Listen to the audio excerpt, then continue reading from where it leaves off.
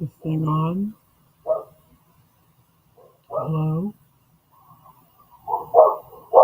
This thing on?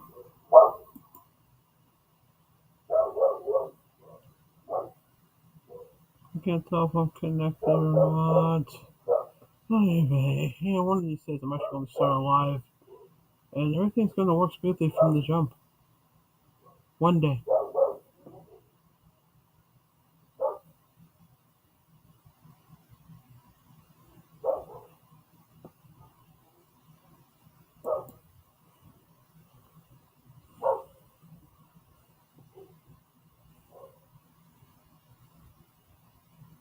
Someday.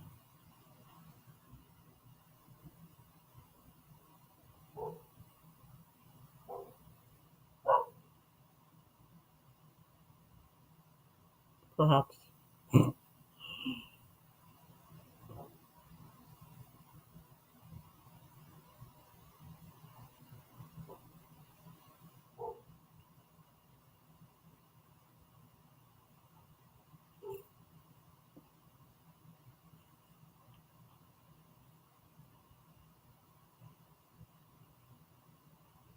Okay, I think I'm working. I can't tell. Good lord. Oh, hey, VJ. Fairy Raid? Whose chat were you just in?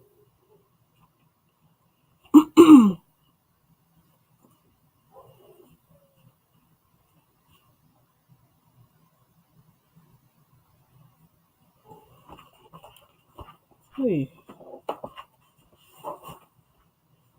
StreamYard is not being very cooperative tonight. I've got a serious lag, and it's not telling me my view count. I can't see comments. This is fun.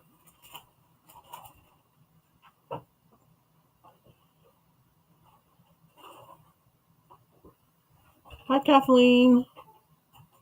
How are you? What's new? What are you working on? What are you drinking? What you got going on?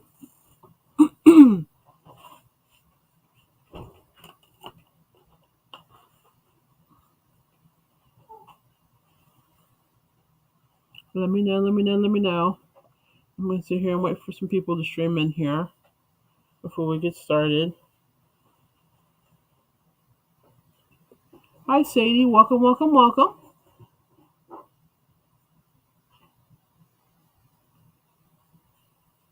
Yeah, StreamYard is. I had a hard time. Let me schedule it, but it didn't like the times I was trying to pick. It's like, no, you're not having it right now. I don't like that time.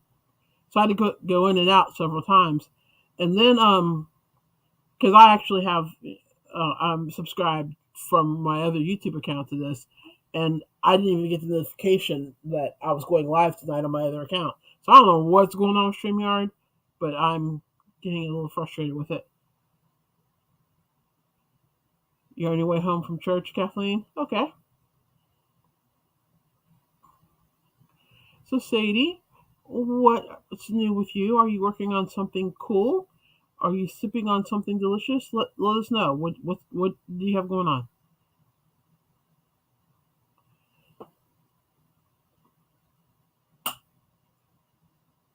I have been a busy bee today. Um, been working on some new projects and actually have a finished object. Are you proud of me? I'm proud of me. I have a couple, but one in particular that there's a story attached to it, so that's why it's jumping to mind. But um, I've really just been experimenting with some yarn for a project I'm going to work on, trying to decide the right yarn to go with that project. So I'm doing a whole bunch of that. Um, it's weird because I really like this particular yarn, but I don't like it for the project that I have in mind. So now I got to figure out a project that I actually want to make with this yarn, and then I still have to find a yarn that I want to use to make the project I have in mind. I can never seem to like get everything to line up. Like either I have some yarn that I love and I can't figure out what to make with it, or I have this great idea to make something and I don't have the yarn that matches my vision. It's hard to meet in the middle. Of course, I probably should bust out some of my Malabrigo now that it's cold. It's a good time to take it out. So I might grab some of that and see if some of that won't work for my project. I mean, let's be honest, Malabrigo, it works with everything. So I think I'm going to go that route, but it's a process to get to it, and I've been so busy, I haven't really had a chance to really dig through everything. But now that I've got some downtime, I think that's what I'm going to do. I'm going to dig out all of my Malabrigo and see what I've got, and see if any of it will work with my idea.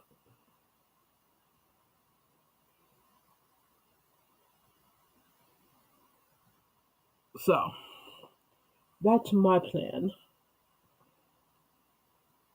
Short term, anyway.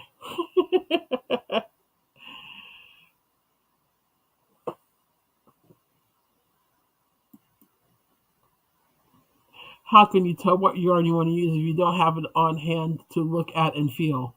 Well, most of my Malabrigo is literally like right behind me, and I know the Malabrigo that I have, and I'm saying that I'm going to bust it out and see, which is basically just me beating around the bush saying I'm going to use Malabrigo. I can't. I have to decide if I want to use the Malabrigo for this project or not. Um, Malabrigo is one of my bougier yarns, and honestly, if I'm making something out of Malabrigo, I'm keeping it. I don't give away a whole lot of items made out of it because, as well, VJ, as one of the topics we're going to discuss tonight, as you brought up, not everybody appreciates the craft and the content of gifted items. So, you know, at $25 a hank, I'm real particular about who gets the end product that's made with that yarn. So that's really, that's really what it comes down to. I'm probably going to keep the items. I probably will use the Malabrigo, and then I'll just have like some lovely, warm, comfy thing for myself.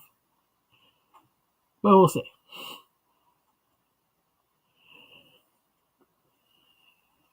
Sadie says, I am knitting a Barbie dress and I'm drinking a Tim Hortons orange pico decaf tea. I like tea. Orange pico tea. Hi, Lauren. Welcome, welcome, welcome. How are things going? You still working on your granny squares? Kathleen says, I finished the pretty purple socks and I'm finishing the vest. I started another pair of socks and ordered the yarn for a lap blanket from Little Knits. Cool. I'm saying, wait. You're going to do another project that's not socks? Somebody write this down. Make note. Kathleen is branching out from socks. First a vest, now a lap blanket. Can we handle this?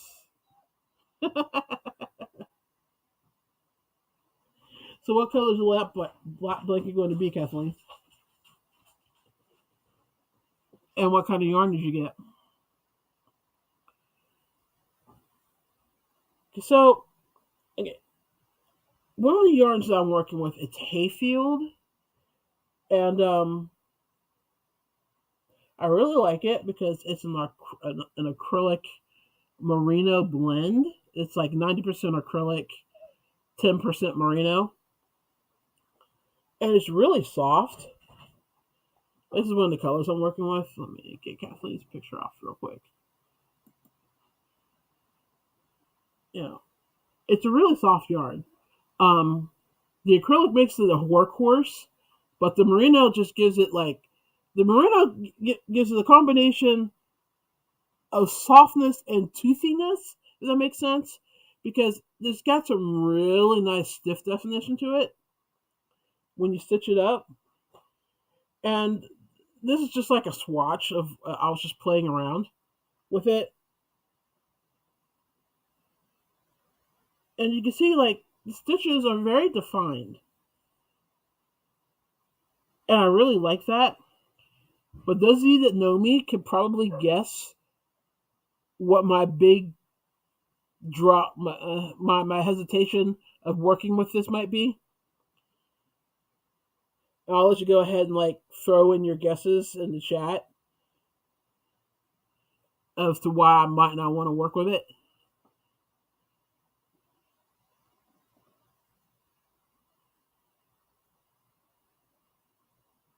She's got just saying. Yes, right to them to say, yeah. Yeah, she's working on some leather than socks, people. I got a few projects on the go, but work has been my priority this week so that I can spend time with my daughter during her half term. I will be lucky to finish anything. And nothing wrong with that. Kathleen says I got a great price on some DK bought sock yarn for $2.39 each. Big surprise that yeah. Oh boy. There's a shocker. Kathleen bought sock yarn. Meanwhile the sky is blue, water's wet, grass is green, and I have an opinion on stuff. All shocks, every one of them. Thank you. I like the stitches too. This is the stitches are for a simpler idea I have. Um so I was really trying to practice the stitches and I wanted to see if this yarn would work for the project. But I don't know. Lauren saying apparently I'm stressed, my eye is very twitchy, maybe coffee will solve it. It could happen. You know, a lot of people say that coffee makes them jittery. I'm the opposite. I drink coffee and it kind of relaxes me. It's not a number four, yeah, pretty much. It's a if it were a regular DK, I'd be fine. But that is as light a DK as you can get without getting into sock yarn. I mean, that is a serious, serious, serious light DK. So I would use this in a heartbeat for like a scarf or because the colors are wonderful. I mean, I love that green. I love this taupey brown. The red's gorgeous. I'm not touching the red right now because the red is in yarn barf hell, and I'm afraid if I pick it up, I'm going to tangle it. But I mean, the colors are great. It's wonderful to work with. It feels great in my hand. I just don't see me doing a large project with it because I tend to not do large projects with thinner yarns because I get frustrated. I lose patience. I mean, I can't even say it works up slow because I think I worked this up in like an hour. But of course, the bigger it gets, the longer it's going to take. So I may see if I can find this yarn in a regular DK or a 4. And if that's the case, I may get it and make the project out of it. Otherwise, I'm going to root around. It's not like I don't have a ton of regular DK or 4 weights behind me that I could use for this project. So I'm not that worried about it. I was just kind of bummed because, like I said, I actually do enjoy working with the yarn. It's a nice yarn. It's really, really nice yarn. And in case you're wondering, I got it from Michigan Fiber Arts, Michigan Fine Arts, Michigan Fiber Arts.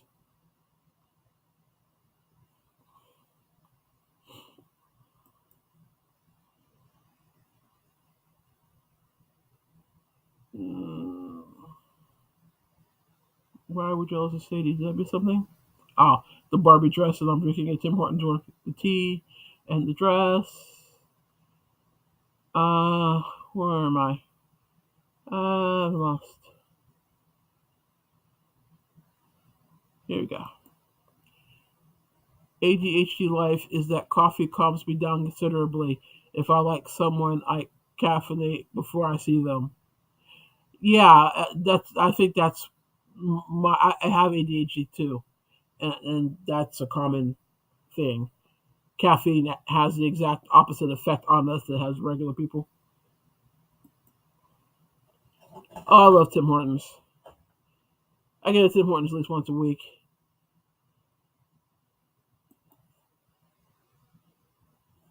Yeah, they would make a very pretty shawl if I could bring myself to like crochet with them. I don't know. Maybe if I used an open pattern, like a lace pattern, so that I was getting more mileage and things were working up quicker, I might be able to use it. I don't know. I'll ponder that.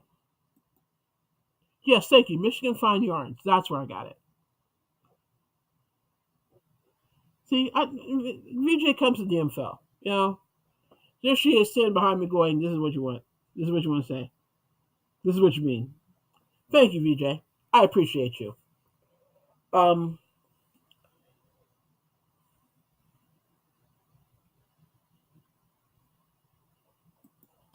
Apparently, it's a Kathleen stimulant. It's a thing Kathleen stimulants having the opposite effect. Yeah, it is.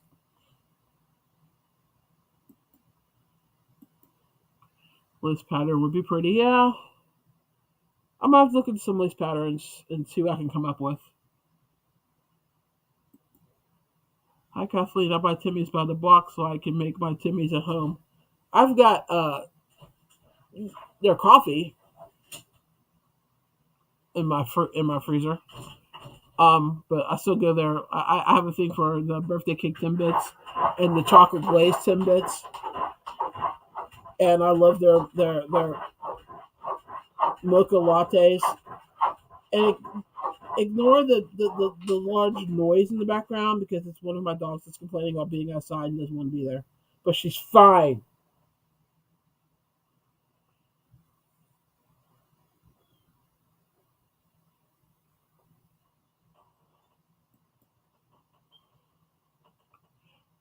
Please tell me your experience with PayPal business. Okay. Well, interesting you should mention that because I was actually working on my coffee page before I jumped on my live. Um, because I decided that I'm going to keep my Etsy shop, but I'm not going to make it my focus because I just find Etsy cumbersome. It's hard to set up. It's a pain to maintain. You have to as you guys, many of you know, you have to pay for each listing you have. Um, they don't do any marketing, so you have to do all the marketing yourself. And I got to pay for the listing. And then if I sell something, they get a cut of that too. I don't see how, unless you're like a big seller, how Etsy is really going to be profitable for you. So I've been looking around for another place to sell and market my stuff, and VJ had mentioned coffee. And I just thought coffee was one of those places like a Patreon where like people could get donations sent to them and stuff. I didn't realize they actually had a full storefront. Now that I realize that and I've been looking around on the site, I'm definitely going to focus more on coffee than I am going to on Etsy. And well, part of coffee is, sorry, VJ, I'm going to background for everybody else that doesn't know what we're talking about. You have to link a payment account. Well, I'm linking my PayPal account. And well, of course, those of you that don't know, okay, so as VJ found out earlier, she had a personal PayPal account, but when she linked her PayPal to her coffee account, it automatically upgraded her to a business account, which sounds like it's a great thing, right? No, because what happens is with a PayPal business account, you kind of lose that whole friends and family level. So sending money to a friend and family member, you could do it without fees, sorta. But if they might actually close the loophole, so you might not be able to do it at all anymore. I'm not totally sure. I've always had a PayPal business account, and I've had my PayPal account probably for 5, 15, like 17 years. I was a relatively early adopter to PayPal, and the fees are a pain. The fees are normally between 1 to 5%, per transaction. So the average is 3%. I think it's pretty much what I pay on most things. So if you have like fees from like where you're selling your items, like say coffee, I think it's VJ is at 5% of the sale. They get 5% of the sale, and then PayPal is going to get 3 to 5% of that money because you chose them to be the payment merchant. So that means you're going to lose like 8% off the top of your sales, which I mean is annoying, but isn't all that bad. But it does add up, and the only perk to it is that it becomes a nice chunk of change of a write off at the end of come tax time. As a matter of fact, the last couple of years, I have racked up so much in PayPal fees that it literally offset my tax debt. I was amazed. So it's annoying to have to pay those fees on every transaction, but when it results in an actual tax refund, it's not so bad. I mean, that's not going to work for everybody, obviously. It just depends on what your sales are and what have you. But yeah, so the fees on for PayPal, I just made just a long way around to answer this question, are 1 to 5%. And generally, it's a 3% fee. So if you're going to take payments through PayPal, know that you're going to lose 3% off the top. You know, and then you're going to lose whatever percentage merchant charges for you to sell on their site.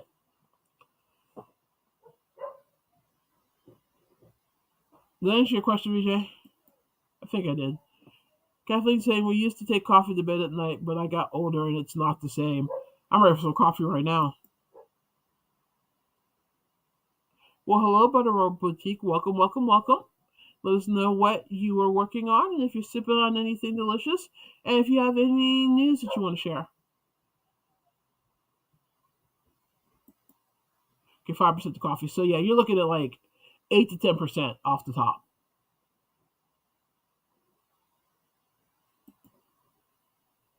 Oh, yeah, you can deduct those fees. Oh, yeah, you'll be able to deduct the fees from PayPal. You'll be able to deduct the fees from coffee. You'll be able to you'll be able, like, any yard that you use to make items that you sell, you can take that off your taxes. Oh yeah, there's all kinds of expenses that you can use with a crochet business that a lot of people don't really realize. Like if you're making a project and it requires a I don't know a size hook you don't have, and you can't just buy that hook. That the only way you can find that hook is in a hook set. You can write off the entire amount of that hook set because you needed one hook. But because that's the only way you could get the hook, you can write off the entire amount of the hooks.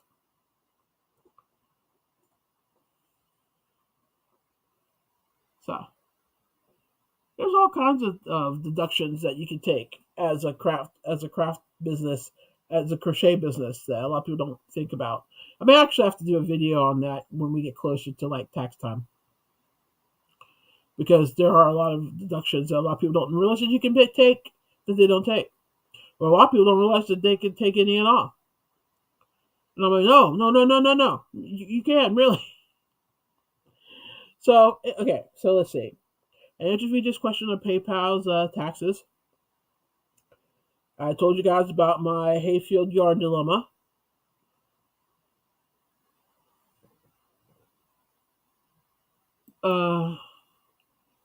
Hi, Catherine. You're eating yummy wild Alaskan salmon. That's good. I love salmon. Were we in here having the debate on how to say it? Salmon versus salmon. Was that in here? I think it was. Yes, you need that video. Okay, yeah, I'll make the tax video. Over here, if you're self-employed and work from home, you can deduct partial costs for gas and electricity, etc. It's recommended to get an accountant to maximize your deductions here. Where are you, Lauren? Because you can take all that off here too. It's called a home office deduction, and you can write off if you have a home office, you work from home, you can write off a percentage of the utilities, the workspace that you use to do your work, um, stuff like that. Internet, like this YouTube channel, since I use the internet, I can write off part of my internet as a business expense because I talk about crafts and crochet, and I have a crafts crochet business, so it's deductible. You're in the UK, okay. I am working on a custom doll. Just finished Bible study, and I'm sipping iced lemon tea. A lot of tea drinkers in here. I like both tea and coffee, but it depends on what I'm working on and what I'm doing. Um, if I'm like mellowing out and just kind of like musing ideas, I'm going to sip tea. If I'm trying to bust out a project, I'm drinking coffee. And I can be either hot or iced, either way. That argument that rationale fits either way.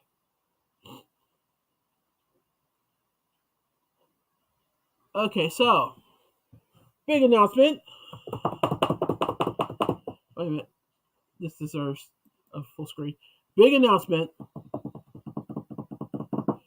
You know the scars I've been working on? They're done. I finished them. It's over. I am done with all of the scars. I have never been so happy to finish a project in my life. I appreciated the work, and the actual scars themselves weren't really that bad. The pattern for the witch's legs was wonky. Well, no, it was wonky. It was whack, and so I had to rewrite it to make sense for me. But that was mainly because you can definitely tell it was a pattern that was written by a right-handed person, and I'm a left-handed crocheter. So I had to do a lot of rewriting and retweaking to get it to work for me. But they're done.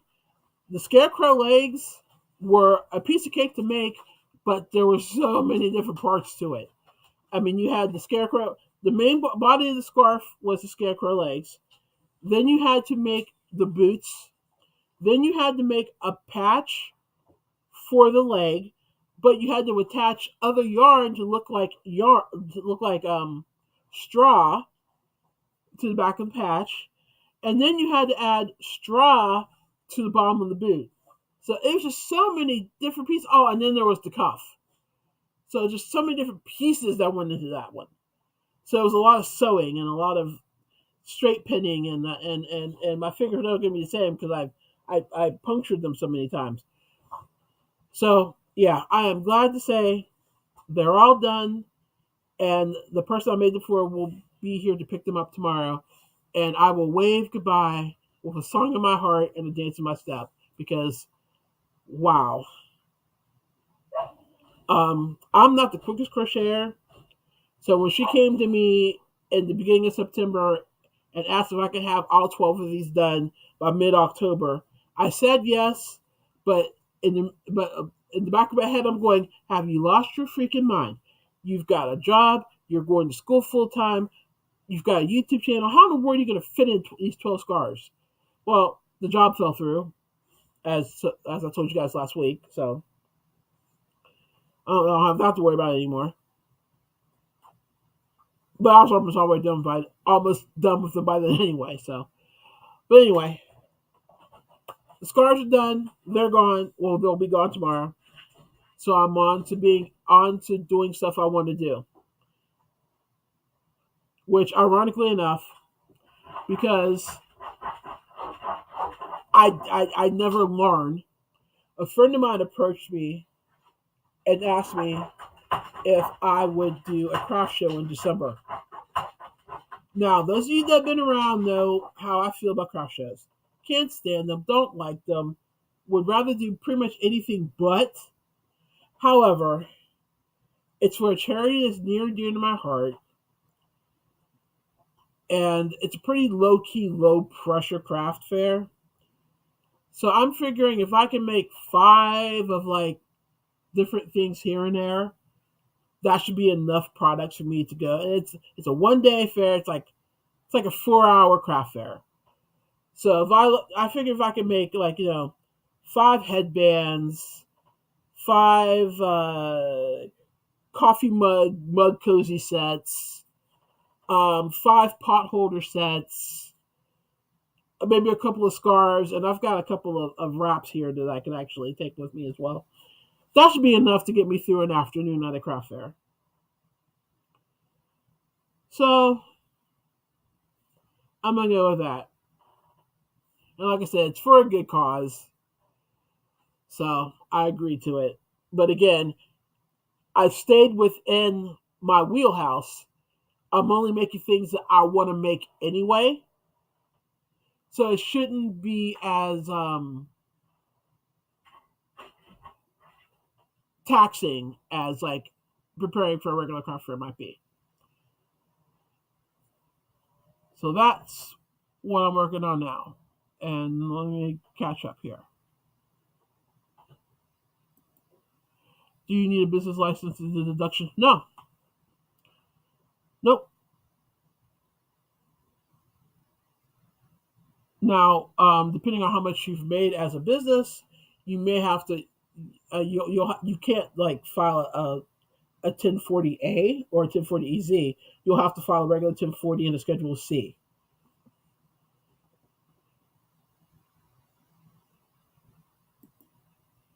Working on a kitchen scrubby and drinking hot tea.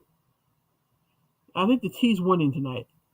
Yay! Yeah, the scars are finished. Yeah, that's how I feel. Tasia, are you saying something? Or are you just here? Thank you, Kathleen. I'm happy. Thank you, VJ. You wish you could see what the scars? I can show you the scars. Uh, literally right here. Uh, if you're looking at a gigantic mess behind me, I apologize in advance. I still need to pull all of that stuff off and rearrange my yard. I just don't have the heart to do it right now. For the energy. Here's a scarecrow. Let me put this off. I don't know if I can get it all in my screen.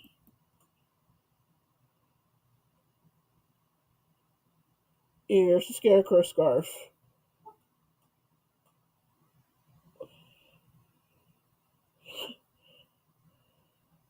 See the patch with the straw, and then the straw around the boots, and the cuffs on the pants. Yeah, all that had to be done separately, and it was a pain. So that's the scarecrow.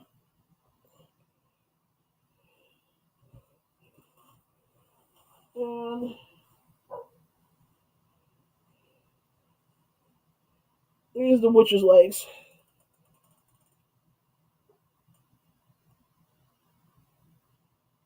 Oh, wait. Oh, okay, the witch is on that one. Oops. I guess I need to lace one. Hang on, let me grab the other one. Where's that the spare one? Yeah, that was the spare one. Here we go.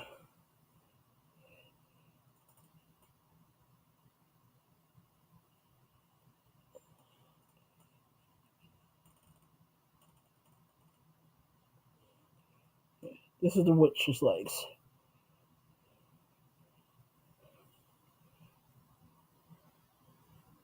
Having a hard time getting the shoe in.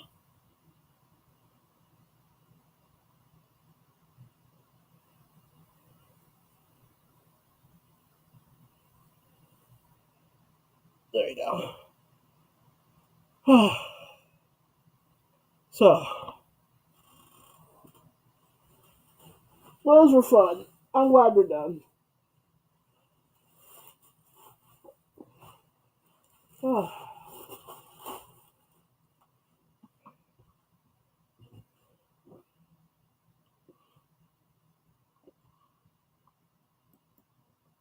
Did I take a pic of all of them finished? No, I might have to do that tomorrow. She won't be here to pick them up until like after 4 o'clock. So I may do that tomorrow. I may take them out and take pictures of all of them. Perhaps.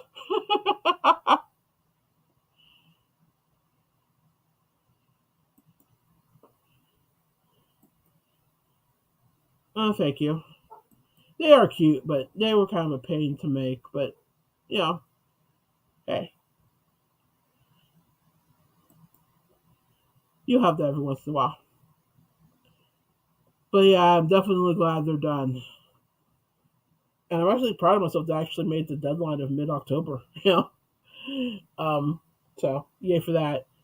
But yeah, now I'm back to like I told you about that. I'm going to the craft fair, and I decided that I was doing headbands, coffee rugs, and mug cozies sets, pot holder sets, maybe a scarf here or there. Nothing like that, but scarves. Um, and maybe a shawl that. So I got a couple of shawls, like I said, that need good home. So I might go ahead and take a couple of those with me. Um, so that's what I've kind of gotten started on now. Is I'm started the headbands, and here's headband number one. Let me drop real quick. Hey Kelly, welcome, welcome, welcome. Here's the first one. This is a child's headband. I'm gonna have some for kids, some for adults, some for really big heads too, in various colors. But I really, I thought this pattern was neat. Um, if you're ever like stuck for ideas, watch European crocheters because some of the stuff that they come up with, I just sit there and my jaw hits the table. I'm like, I would have never thought to do that. That's insane. And so this is based roughly on an idea of I want to say she's Croatian crocheter. It's in the foreign language. I'm not totally sure, but I think she's Croatian, judging from the comments and her videos. But yeah, this is kind of based loosely off an idea of something she did. So, and it's literally just crocheted around a hair tie, which I love. So I'm gonna make a bunch of those, and I'm gonna make some pot holders and some mug rugs, and I'm probably gonna make a mug rug and cozy set and cup cozy set. So there'll be 4 mug rugs and 4 cup cozies that match. I think that might be cute, and then like wrap it in like some in a cute little bow and sell it as a set. So that's what I'm working on. That's what I'm gonna be working on in the foreseeable future. Um, like I said, I do need to dig all that out so I can find my Malabriga yarn and get started on a larger project I want to work on. And I made this little guy because I was just bored and I was thinking. And we decorate Nightmare Before Christmas around here, so I had to make a Jack Skellington. So he's gonna go on a tree or on a wall or somewhere. I don't know where he's going, but I just made him just for fun.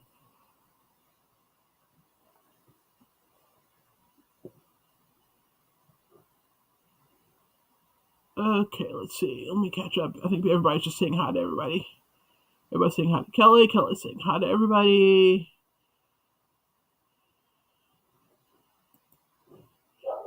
I totally agree about the European crocheters. They are amazing. I know. I look at them. I'm like, whoa. How are you doing that? They make us kind of look boring. No, not kind of. They make us Western crocheters look boring. Because some of the stuff they come up with, I'm like I said, I would never thought of doing that. But yeah, they're just, I mean, they're like the Mavericks. I mean, they will try anything. It's like you can tell that they've learned every crochet rule just so they can figure out a creative way to break it.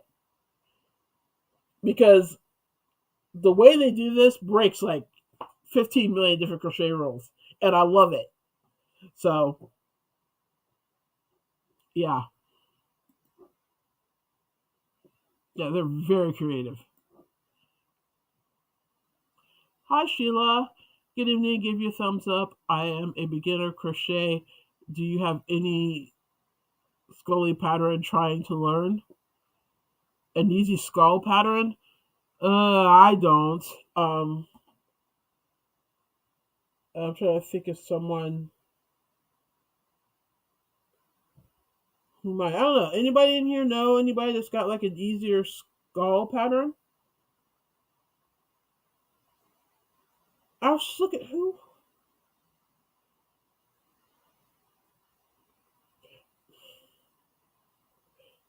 Does Fiber Spider have a skull pattern? Doesn't he? I want to say he does. Look up Fiber Spider on YouTube and look at his patterns, like um, search like skull pattern or something. I'm pretty sure he has one.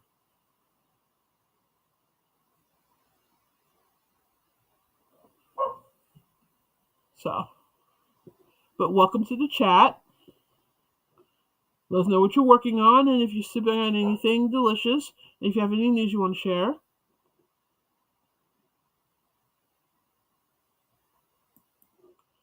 If you want an easy beanie pattern, I suggest you look at Crochet Libra's Sweet Presley hat. It's a very easy pattern. And it's Crochet Libra. She has a YouTube channel, but that's also the name of her blog, crochetlibra.com.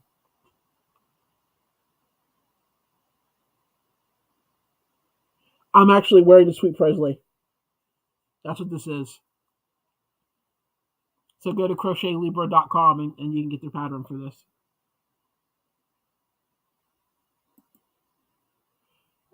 Fire Spider does the Lost Soul shawl, but the original pattern is Marietta Roy, and it's a chargeable pattern now, I believe.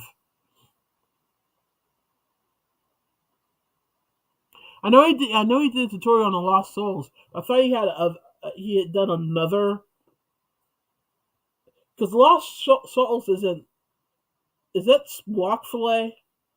I don't think it's block fillet, and I'm almost positive he has a tutorial that it's a block fillet with a skull in the middle of it. I might be thinking of somebody else, but I've got this idea in my head, and I can't think of who it belongs to.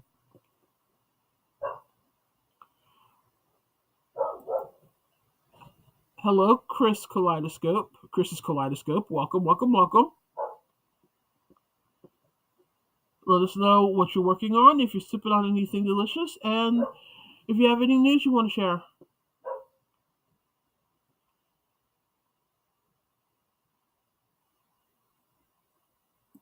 Yeah, already answered the question. Flavored water and a number 40 thread crochet butterfly. Oh, someone that works for thread. I am impressed. I agree they have kept up the art and refined it for centuries. I always used to buy Montrico for years when I lived in Canada. What is Montrico, Kathleen? I am used to Eastern crocheters for prayer caps. I have a tutorial on Tip Tuesday how to translate the closed caption into English. I'm going to have to go look for that video because I have gone down the rabbit hole of Eastern crocheters because I am just like fascinated by some of their stuff. Absolutely amazing.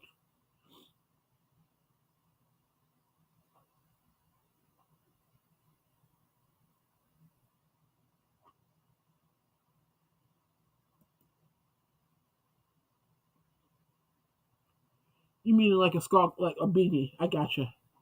Yeah, Crochet Libra, CrochetLibra.com, and get the Sweet Presley beanie pattern. It's free.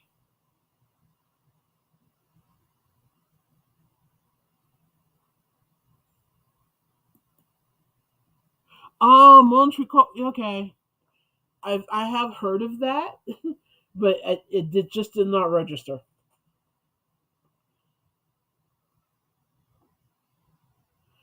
Um, so that's my news. And VJ had brought up a very interesting thing to me earlier that I wanted to talk about. Let me see if I can pull up the story real quick. StreamYard is being particularly nasty and not letting me share, or it's not letting me do much of anything. So it might not let me share the story, so I may actually have to read it to you. But it's definitely worth talking about because I definitely a head shaker. All right, if I'm just gonna read it, I'm just gonna pull up on my phone instead. Where'd you guys go? Here you are. Let me pull this up real quick.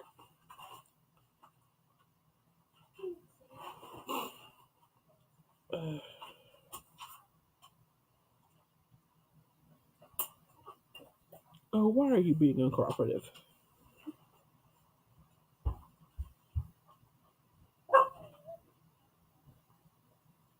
Here we go.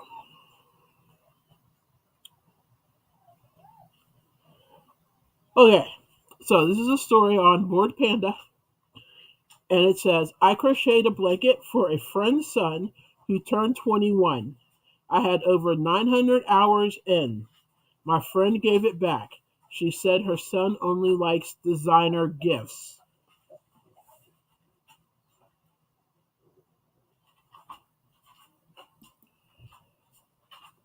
So the story goes on.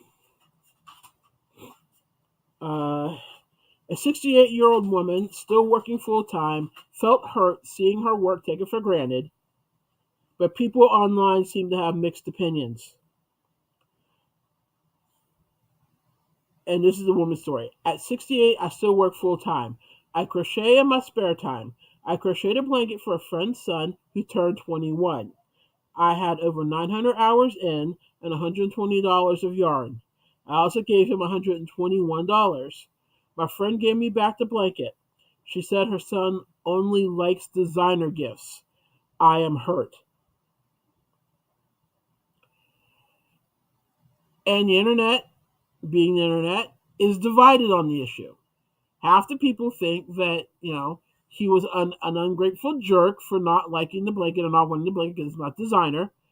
The other half is like, people aren't required to appreciate handmade items. The end.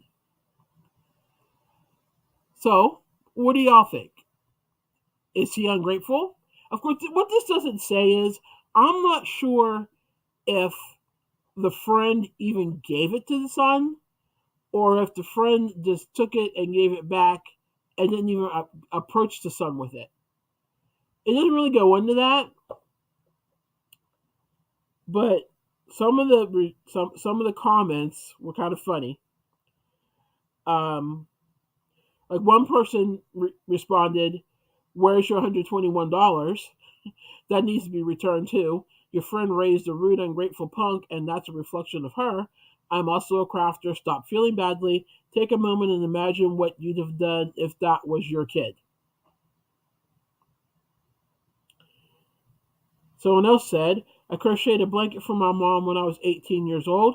She kept it on the back of her couch until she died 3 years ago. She was 83. My son now has it on the back of his couch. Gifts like that should be cherished, not returned. Find new friends.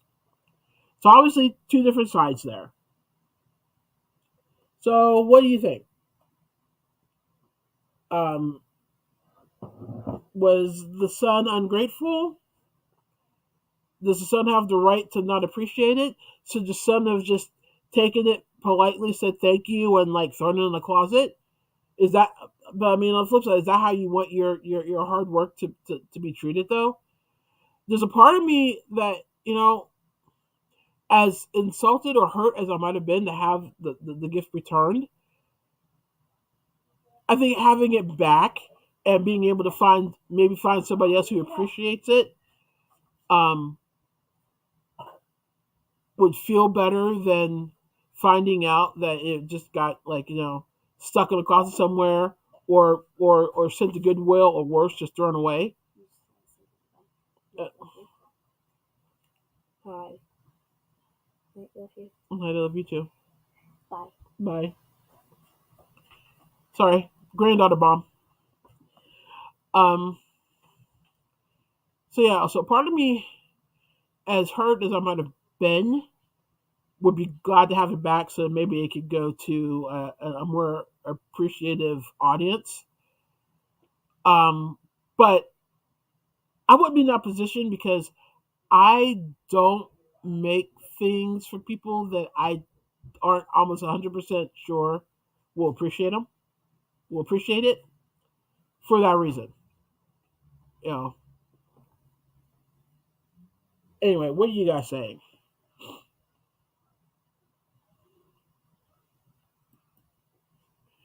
Yeah, at 900 hours and $120 in yarn, that is a designer gift for sure. So I don't, but it's not a known designer. You know how some people are. Unless it has a name tag that people are going to ooh and all over, they can't be bothered with it. You know, I don't get it because I appreciate and understand the work and effort that goes into a handcrafted item. But not everybody feels like that.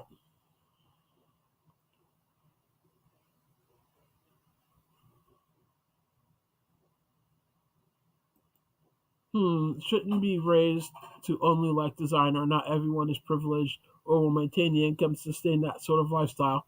True, true, but he might not have been raised that way. He just might be bougie on his own. You know, crafts are designer and high fashion now anyway. Yeah. Um, especially for what you pay to make some of this stuff. Yeah, like I was saying earlier.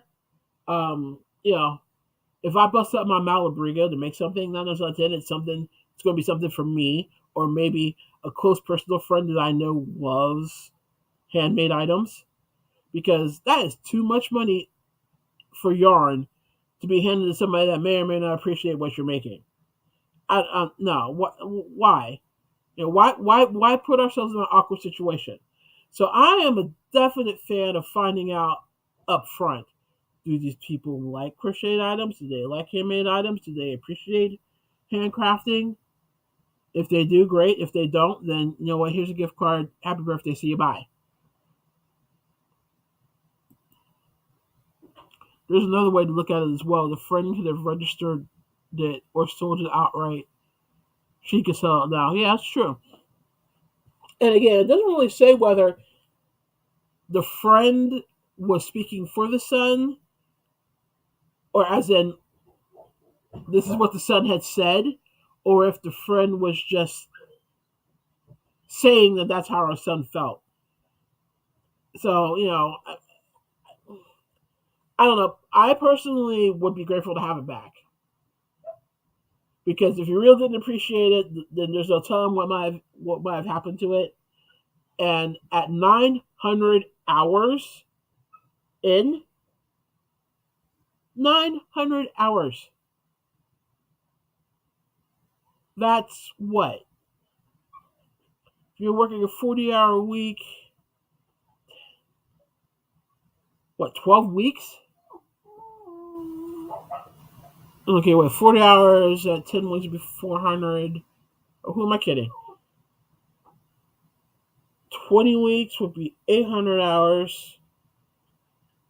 Yeah, like something like 22 weeks worth of work if you're working full time. Like we're talking like 6 months, basically, of your life went into that blanket. $120 worth of yarn went into that blanket, and they don't like designer gifts, so they gave it back to you. Yeah, give it back to me.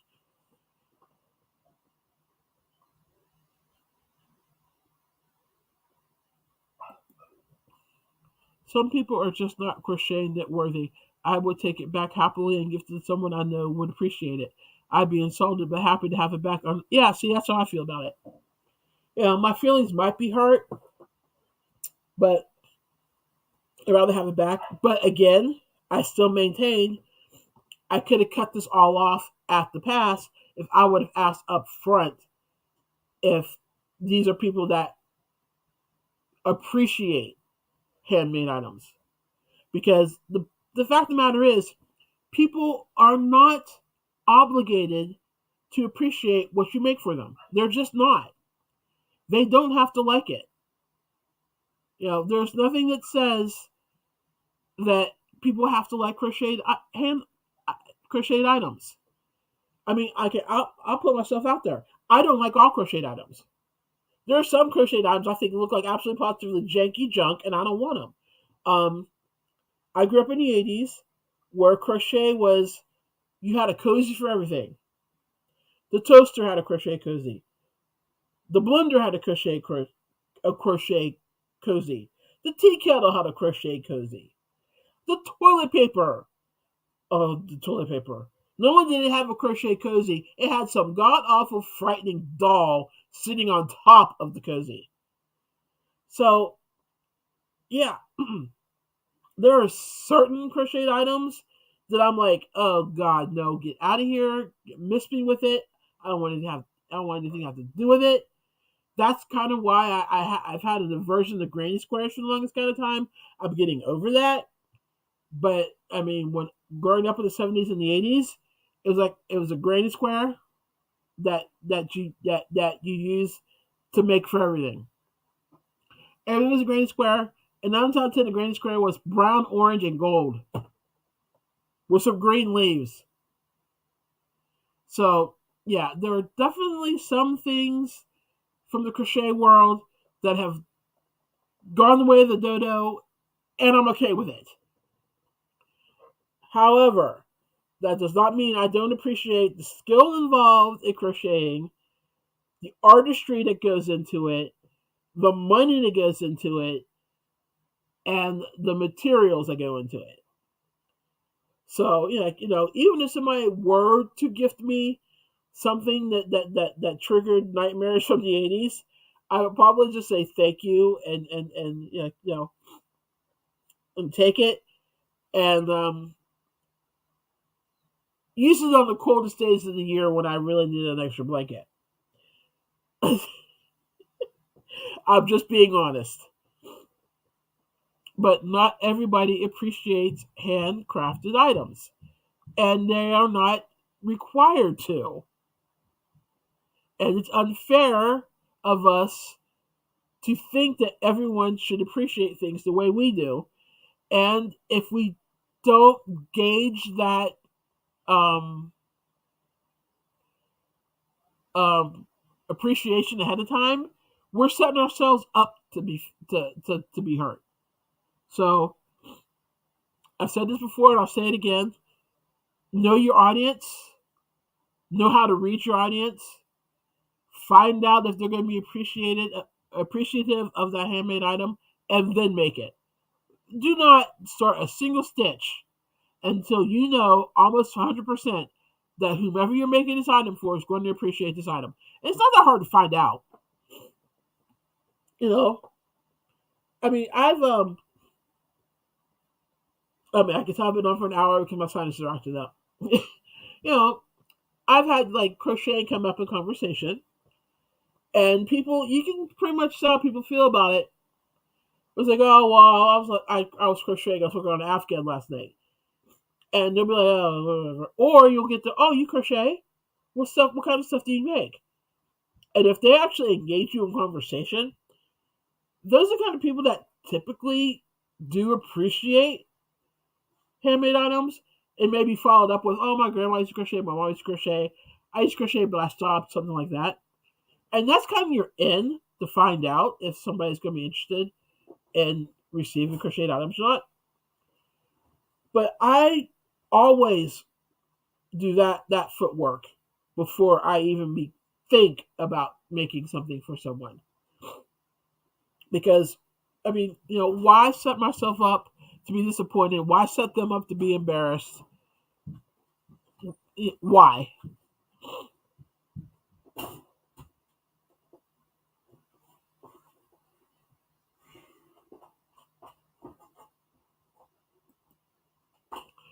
I can't imagine that she didn't say anything to her friend beforehand. The mother should have told her not to bother. Exactly.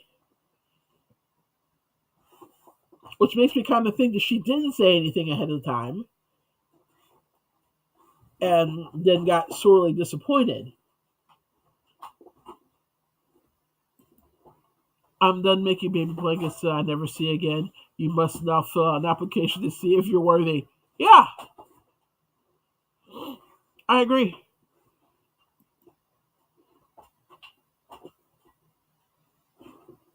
If that were my son, he would suddenly need to see a dentist. Kind of kidding, sort of. No, I get it because at the as much as yarn costs and time is valuable, I mean, people are always. It just cracks me up when people are like, "Oh my god, it's just a cheap, stupid blanket that they crocheted." I'm like, "Do you know how much that yarn costs to crochet that?" I mean, I've had these conversations, not with stuff that I've given people. There's people that have seen like crocheted items, and they're like, "Oh my god!" They're like, "It's such a cheap gift." It's like there's nothing cheap about that gift. And they're like, "Well, what do you mean?" I'm like, "Okay, I can look at this blanket, and I can tell you that at its size, it probably took at least 6 skeins. I can pick up this blanket and tell by the feel that this is not just regular um, big box yarn. This was a softer version of yarn that they used, and therefore it's more expensive yarn. So let's say it's $7 for a skein of this yarn, and I needed 6 skeins to make it. Well, guess what? There's $42 in on this blanket, and I haven't even started crocheting it yet. The art of crochet takes time to learn. They have spent years like learning this skill. That's worth something.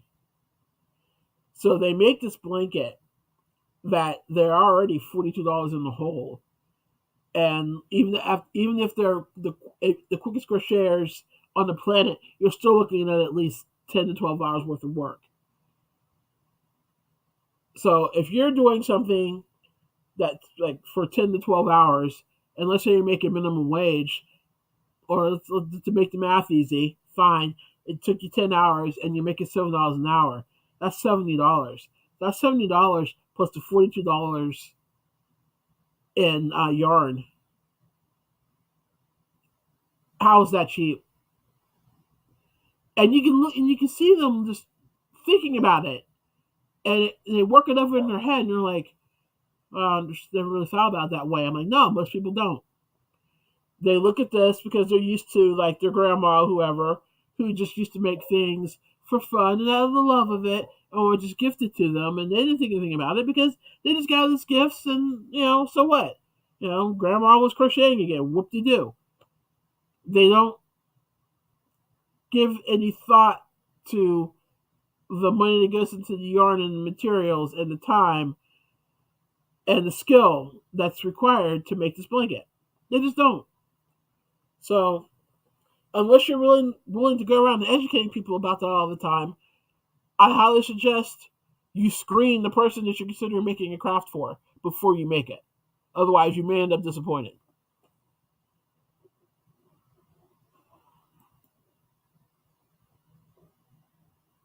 Let me see. Okay, you guys are chatty. I would have investigated. I would have investigated his taste up front. I agree. Kelly saying most people don't understand the hard work involved. The bad manners are tough for me to handle. This is a reflection on the mother. I would have checked out the situation first. Wow, 900 hours. That's why I'm like 900 hours, which is basically working a full time job for 6 months. That's insane. Maybe the blanket was ugly and the friend was trying to be kind. Well, let me pull up the picture and you can tell me what you think. Because I gotta be honest,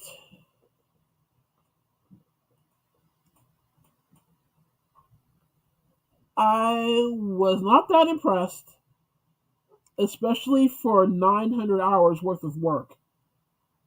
I don't know if you can see that. You can see it clearly or not. But it's literally, I want to say it's half double crochet. No pattern, just straight half double crochet in panels of that variegated cream and a variegated what looks like black and gray. So make of that info what you want to. And just leave it at that.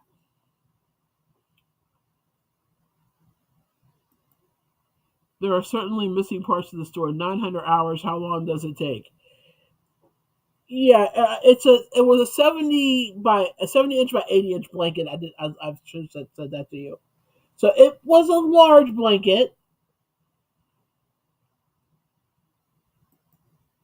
I want to know how big that blanket is to have $120 worth of yarn and 900 hours work. Yeah, it was 70 inches by 80 inches, and I just showed you the picture. So yeah, one day my sister brought over a box and handed it to me and said, "These are all the things you've made for me over the years. They're not really my style, so I thought you'd like them back." Hmm. But none of it was anything crochet I made her.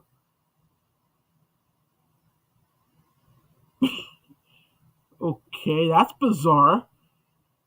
That's so funny and sad at the same time. Yeah, I didn't even know what to say to that. I didn't make christening blankets for my niece's children because they are not because they were not christened. She said she wanted them to be heirloom value. I've crocheted a blanket throw and a yarn with $300 worth of Rowan DK. Oh, I've got a couple of blankets that, you know, if I were to sell them,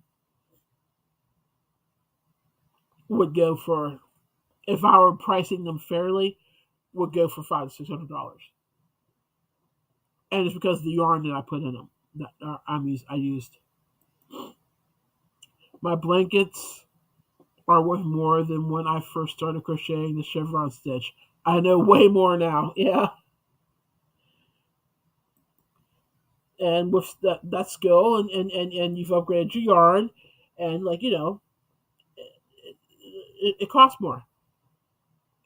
BJ, what makes an heirloom is if those who have it value it enough to pass it on to the next generation and on and on. Its value is its use.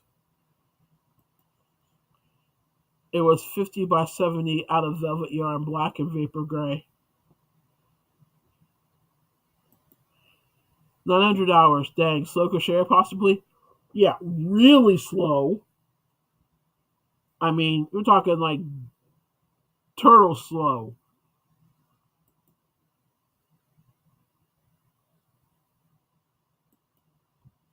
I feel like someone is trying to rile opinions up. 900 hours for a blanket that size seems slow. There are some slow crocheters out there. There are people that it takes, I mean, I don't know how to count the 900 hours. I mean, if they're counting like from start to finish and not actual crochet hours, or if it actually took them 6 months worth of crocheting to make it, I don't know. But typing is not working for me tonight. So Anyway, the main point of that is it's not even like the fact that it took 900 hours or it was $120 worth of yarn. I mean, the whole thing is, I mean, should the person have been appreciative to get it? Did the person have the right to not want it and give it back? And again, we still don't know whether the son actually was the one that said it or not. It could have been the mom. It could have been the mom that was the snob, and didn't want to give it to her son. We don't know that.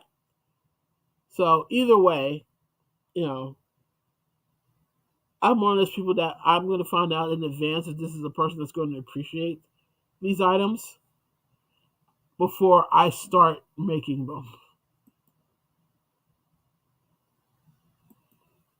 But the blanket she made looked masculine and kind of a good fit for twin. Yeah, see, that's what I was thinking. I'm like, I don't know. Those are colors that I can see pretty much any guy, and I can't see a guy caring that much. I mean, you really think a guy cares that much whether or not his blanket is Louis Vuitton or not? It's a blanket. You know, I mean, I don't see. I just don't see a guy caring all that much about it. But that's the story. So who knows? I mean, well, I guess, again, who knows? But I still maintain: find out up front, save yourself some effort and some possible pain and awkwardness and embarrassment and hurt feelings, and find out up front if the person you're considering making something for is going to appreciate it or not.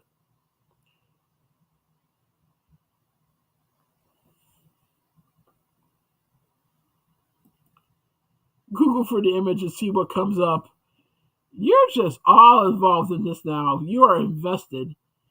I will look it up and see if I can find out some more information on it, and I'll come back and tell you about it next week if I find anything. Kathleen is saying I have a fat old lady fingers at the best of times. Autocorrect is not my friend. I'm talking about everybody's typos. What is a designer blanket? A blanket made by a designer, VJ. Come on now. I made a blanket for a friend in wool. It was a cool pattern, and she obviously didn't like it. A few months later, she sees me crocheting another blanket and says, "Now that blanket I would like." Well, see, yeah,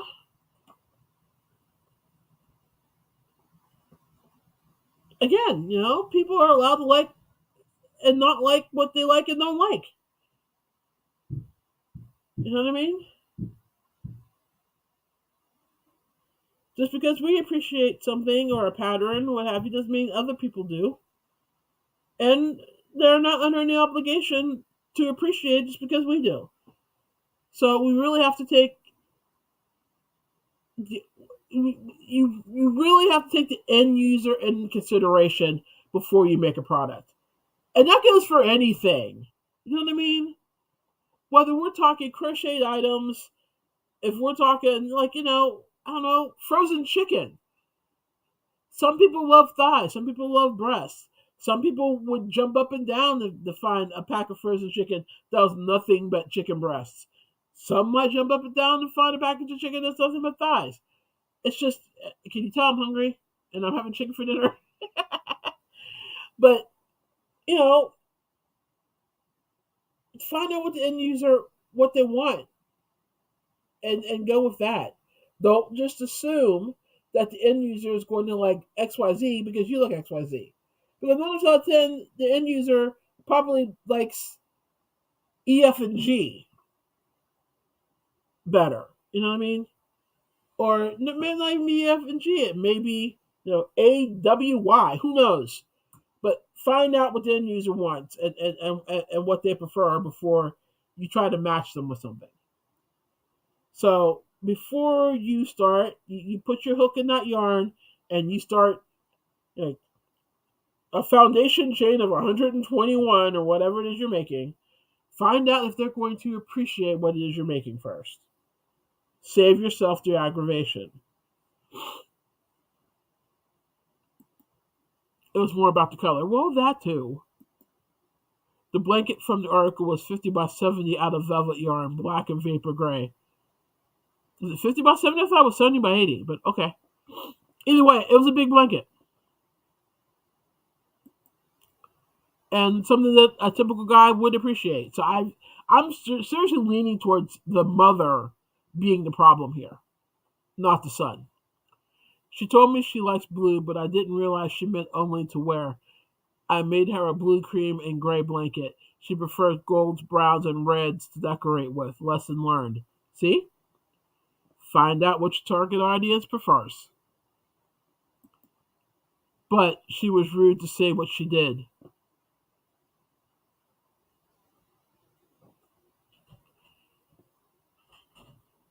Okay, I guess.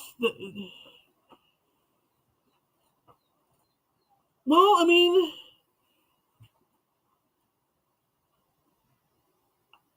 Kathleen, I gotta be honest. I'm not totally sure that what she said was rude. Um, she was. I thought that she was just expressing what she liked more than like I don't know. If I mean, if you felt it was rude, then you know what, you're entitled to feel what you feel. I just don't think it was rude. And then, of course, I didn't hear how she said it, so you know, I'm just going by what you said. She said. So I don't know. People are weird.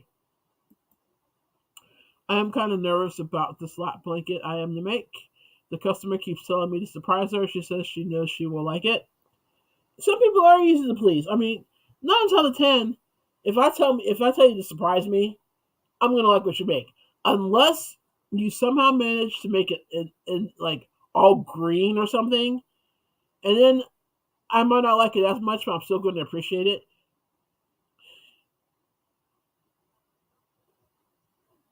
But I seldom ever say surprise me for that reason, or I'll just say, okay, I don't like these colors. Other than that, surprise me. I'm sure you'll do fine, Kathleen. The lady donated the blanket to a disabled veteran who didn't get any visitors. Yeah, I saw that.